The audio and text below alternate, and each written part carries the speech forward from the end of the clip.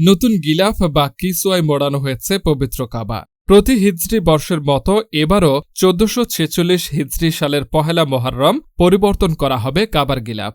গিলাফ পরিবর্তনের সমস্ত প্রস্তুতি ইতিমধ্যে সম্পন্ন হয়েছে।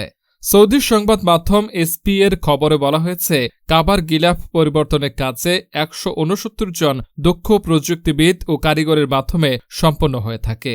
কাবার পুরনো গিলাফটি সরিয়ে নতুন গিলাফ কাবার উপর পুরোপুরি প্রতিস্থাপন করতে 3 থেকে 4 ঘণ্টা সময় লাগে। কিং আব্দুল আজিজ কিসওয়া কমপ্লেক্সের পবিত্র কাবার গিলাফ প্রস্তুত করতে 200 এর অধিক কর্মচারী কাজ করেন।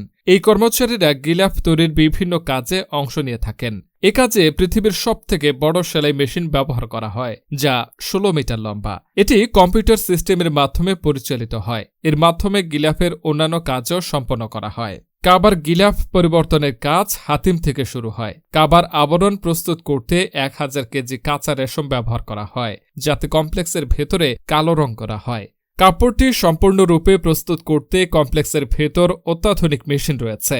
এখানে অন্যান্য মেশিনগুলোতে কোরআনের আয়াত এবং দোয়ার এমব্রয়ডারির কাজে ব্যবহৃত হয়। কাবার গিলাফ তৈরির জন্য 120 কেজি সোনা এবং 100 কেজি রূপার সুতো ব্যবহার করা হয়েছে। কাবার গিলাফ উৎপাদন প্রক্রিয়াতে ব্যবহৃত উপকরণগুলি সঠিকভাবে যাচাই বাছাই ও পরীক্ষা করা হয়। উপাদান পরীক্ষার জন্য একটি পরীক্ষাগারও রয়েছে।